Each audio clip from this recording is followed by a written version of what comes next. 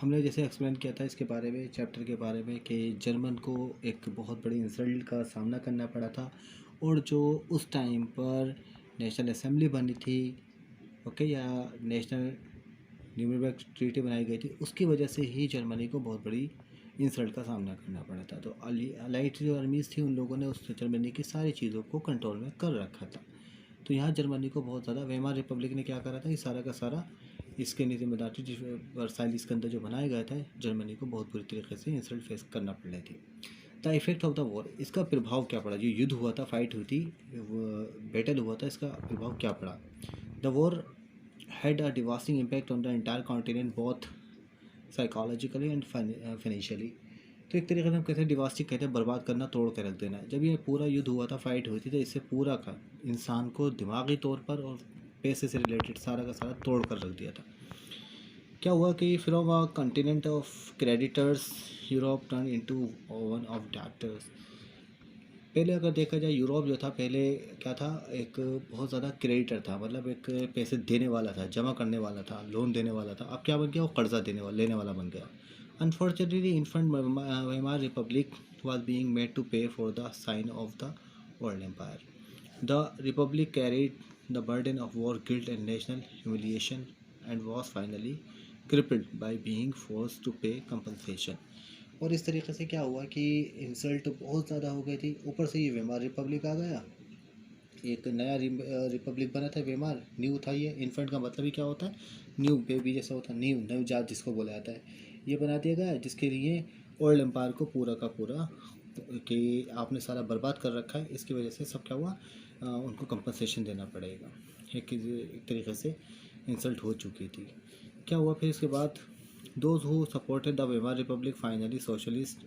अब जिन्होंने Weimar Republic को सपोर्ट किया, क्योंकि बन के आया था, अभी भी बन के आया था, उसमें कौन कौन थे, सोशलिस्ट थे, कैथोलिक्स थे एंड डेमोक्रेट्स थे, became easy target of attack in the conservative nationalistic circles. अब यहाँ पर हम देखेंगे कि अब कुछ लोग वेमार रिपब्लिक बन के तो आया था, इसके कुछ सपोर्टर भी थे और कुछ इसके अगेंस्ट में थे।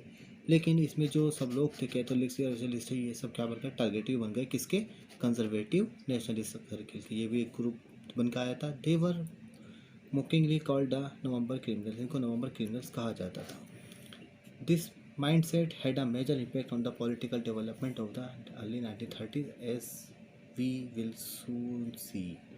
इसका असर भी हम देखेंगे किस तरीके से ये बन के आया था, और इसको भी हम चेक करेंगे। मतलब एक तरीके से हम कहेंगे जर्मनी पूरी तरीके से बर्बाद हो गया, और यूरोप के ऊपर भी बहुत बुरा इसका असर पड़ा। The first world war left a deep imprint on European, क्योंकि जितने भी ब्रिटिशर्स थे, यूरोपियन कंट्रीज थी, सब इनके ऊपर बहुत बुरा असर प्रभाव पड़ा, एंड पॉलिटी, उनकी पूरी पॉलिटिक्स पर, ठीक है ना, बहुत गहरी छाप छोड़ गया था। Soldier came to be place above civilian, politicians and publicist laid great stress on the need for man to be aggressive, strong and masculine. मतलब एक तरीके से ही देखा जाए, जितने पॉलिटिशियंस थे, पब्लिक थे, इन सब के ऊपर चेहरों पर टेंशन है, ज़रूरत थी बहुत ज़्यादा, एक स्ट्रॉन्ग होने के बजाय गुस्से में आ गए, टेंशन में आ गया था। Media glorified stage life, media भी कोई ख़ास तरीके से नहीं सक्सेसफुल हो पा रही थी।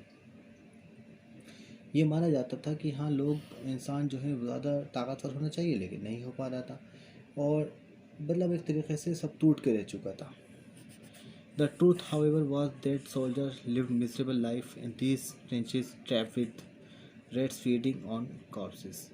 वैसा हो रहा था कि जितने भी सोल्जर थे, लड़ने वाले थे, वो लोग भी अपनी कंडीशन बहुत बुरी तरीके से गुजार रहे थे, ठीक है ना। रेट्स फीडिंग ऑन, बोला इस तरीके से हो रहा था कि लाशों को चूहे खा रहे थे, इस तरीके से ऐसा लग रहा था।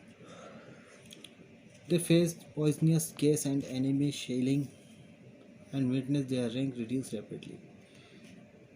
मतलब एक तरीके से ज़िंदगी ऐसी गुजर रही थी बहुत बुरी तरह से। Aggressive war, propaganda and national honour occupied center stage in the public sphere, while popular support grew for conservative dictatorship and had recently came into being। फिर क्या हुआ, बस यही था कि प्रोपेगेंडा चलाया जा रहा था कि हाँ नेशनल मूवमेंट, नेशनल वगैरह सम्मान दिया जाएगा, सब कुछ होगा, पब्लिक स्फेयर आएगा, मतलब लोगों को सपोर्ट मिलेगी, पॉपुलर एक तरीके से कंजर्वेटिव डिक्टेटरशिप आना शुरू हुई। कंजर्वेटिव डिक्टेटरशिप का मतलब होता था कि जो ग्रुप में रहकर डिक्टेटरशिप करेंगे। Democracy was indeed a young and fragile idea. Democracy बनना बहुत मुश्किल हो गया, लगता तो था एक अच्छा आइडिया है, लेकिन ये बहुत नाजुक सा आइडिया था। It could not survive the instabilities of interwar Europe. लेकिन ये कुछ टाइम के लिए आया, जैसे हमने कहा था ना कि वेमार रिपब्लिक जो बना था ये कुछ टाइम के लिए आया, उसके बाद ये भी ख़त्म हो गया, ठीक है ना। सो यहाँ तक तो आई थिंक समझ में आ गया होगा। इसके बाद हम शुरू करेंगे political radicalism and the economic crisis. ये परेशानियाँ, मजबूती, प्रॉब्लम्स क्यों आई थी, इसके बारे में हम डिस्कस करेंगे। सो यहाँ तक तो आई थिंक क्लियर होगा कि ये वॉर हुआ था, फाइट हुई थी, तो पूरे यूरोप के ऊपर, ठीक है ना। यूरोप जो कॉन्टिनेंट है इसके अंदर बहुत सारी कंट्रीज़ आती हैं, जर्मनी, इटली, रशिया, तो ये सब क्या हुआ था, बर्बाद हो गई थी। इसका असर बहुत बुरा पड़ा था, जिसकी वजह से काफ़ी प्रॉब्लम फेस करना पड़ी थी। तो यहाँ तक तो क्लियर हो गया है, इसके बारे में हम बात करेंगे जूम ऐप पर। Okay, it's enough for myself. Thank you very much. Okay, read this chapter very carefully, then we will see the chapter. Okay.